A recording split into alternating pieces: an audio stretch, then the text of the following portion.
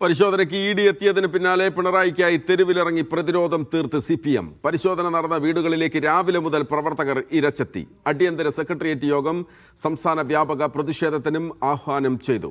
തിരുവനന്തപുരത്തെ പരിശോധന പൂർത്തിയാക്കി പുറത്തിറങ്ങിയ ഉദ്യോഗസ്ഥർക്ക് നേരെ CPM പ്രവർത്തകർ വൻ അക്രമമാണ് അഴിച്ചുവിട്ടത്.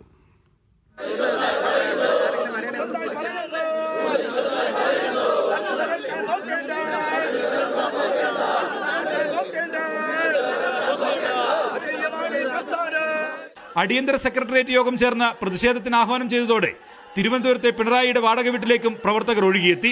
പിന്നാലെ റോഡ് പൂർണ്ണമായും അടച്ച പ്രതിഷേധം. സംസ്ഥാന സെക്രട്ടറി MV ഗോവിന്ദൻ ഉൾപ്പെടെയുള്ള നേതാക്കളും പ്രതിഷേധത്തിൽ അണിനിരന്നു.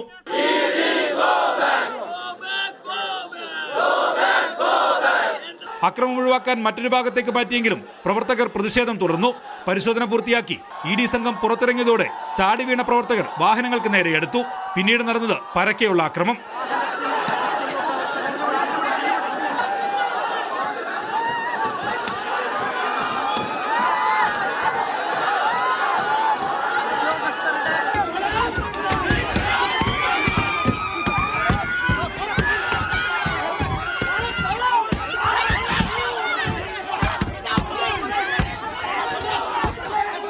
കണ്ണൂരിലെ പിണറായിയുടെ വീട്ടിലും കോഴിക്കോട്ടെ മുഹമ്മദ് റിയാസിന്റെ വീട്ടിലും പ്രതിഷേധമുയർന്നു.